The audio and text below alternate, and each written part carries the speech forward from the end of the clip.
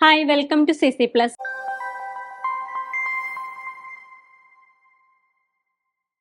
അപ്പം നമ്മുടെ civil service foundation കോഴ്സിലെ ജോഗ്രഫിയിലെ ഏറ്റവും ഇമ്പോർട്ടൻ്റ് ആയിട്ടുള്ള മറ്റൊരു ടോപ്പിക്കാണ് അറ്റ്മോസ്ഫിയർ. അപ്പോൾ അറ്റ്മോസ്ഫിയർ എന്ന് പറഞ്ഞാൽ നമുക്കെല്ലാം അറിയാലോ, നമ്മൾ ഈ നോക്കുമ്പോൾ നമുക്ക് കാണുന്ന ഈ ഗ്യാസസ് ആയിട്ടുള്ള ഈ ഒരു ബോഡി അല്ലെ, നമ്മൾ ഓക്സിജൻ ഒക്കെ ശ്വസിക്കുന്നു, കാർബൺ ഡൈ ഓക്സൈഡ് ഉണ്ടെന്നൊക്കെ പറയുന്നു.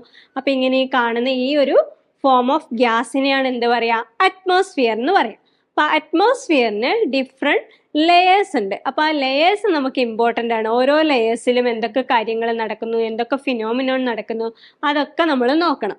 അപ്പൊ ഏറ്റവും താഴെയുള്ള, അതായത് നമ്മുടെ തൊട്ട് മുകളിൽ കാണുന്ന ഈ ഒരു പോർഷൻ ഓഫ് അറ്റ്മോസ്ഫിയർ അല്ലെങ്കിൽ ലെയർ ഓഫ് അറ്റ്മോസ്ഫിയറിനെ പറയുന്നതാണ് ട്രോപ്പോസ്ഫിയർ. അതായത് ഏറ്റവും താഴെയുള്ള lower layer of the atmosphere ആണ് ട്രോപ്പോസ്ഫിയർ. പിന്നെ അതിന്റെ തൊട്ട് മുകളിൽ വരുന്ന ലെയർ ആണ് സ്ട്രാറ്റോസ്ഫിയർ. പിന്നെ അതിന്റെ തൊട്ട് മുകളിലുള്ള third layer of atmosphere mesosphere, then thermosphere, then outer most layer that is exosphere. അപ്പൊ ഈ ഓരോ ലെയേഴ്സിലും ഓരോ കാര്യങ്ങൾ നടക്കുന്നുണ്ട്. അപ്പൊ നമ്മൾ കാണുന്ന ക്ലൈമാറ്റിക് കണ്ടീഷൻസ്, റെയിൻ, അതുപോലെ തന്നെ ഇടിമിന്നൽ, കാറ്റ്, മേഘങ്ങള്, ഇതൊക്കെ നമുക്ക് ട്രോപ്പോസ്ഫിയറിൽ കാണാൻ പറ്റും. പിന്നെ സ്ട്രാറ്റോസ്ഫിയറിലാണ് എറോപ്ലെയിൻ പോകുന്നതും നമ്മുടെ ഓസോൺ ലെയർ ഇല്ലേ, നിങ്ങൾക്കറിയാം ഓസോൺ ലെയറിനെ പറ്റി. നമ്മൾ അൾട്രാ വയലറ്റ് റേസിൽ നിന്നൊക്കെ നമ്മുടെ എർത്തിനെ പ്രൊട്ടക്റ്റ് ചെയ്യുന്ന ഓസോൺ ലെയർ കാണുന്നത് നമ്മുടെ സെക്കൻഡ് ലെയറായ സ്ട്രാറ്റോസ്ഫിയറിലാണ്. അപ്പോൾ നമ്മുടെ ഓസോൺ ഡേ എന്നാണെന്ന് അറിയോ? എല്ലാവരും ഒന്ന് കമന്റ് ചെയ്യണേ. ഓസോൺ ഡേ എന്നാണെന്ന് അറിയെങ്കിൽ ഒന്ന് കമന്റ് ചെയ്യാം. ഓക്കെ, ദെൻ സ്ട്രാറ്റോസ്ഫിയറിന്റെ തൊട്ട് മുകളിൽ വരുന്ന ലെയറാണ് മെസോസ്ഫിയർ.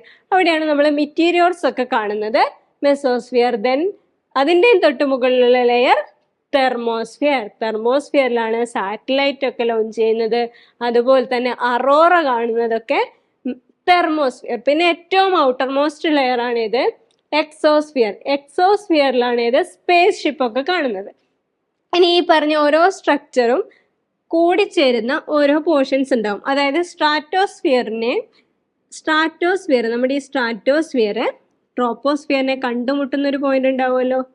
ഇപ്പൊ രണ്ടുപേരും കൂടെ ചേരുന്ന ഈ ഒരു പോയിന്റിനെ അല്ലെങ്കിൽ ഈ ഒരു ലെയറിനെ നമ്മൾ പറയും ട്രോപ്പോപാസ്. എന്ത് പറയും? ട്രോപ്പോപാസ്.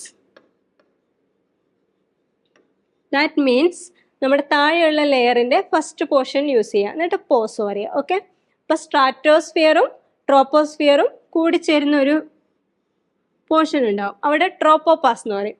അങ്ങനെയാണെങ്കിൽ മെസോസ്ഫിയറും സ്ട്രാറ്റോസ്ഫിയറും കൂട്ടിമുട്ടുന്ന ആ ഒരു പോയിന്റിന് എന്ത് പറയും? സ്ട്രാറ്റോപാസ്.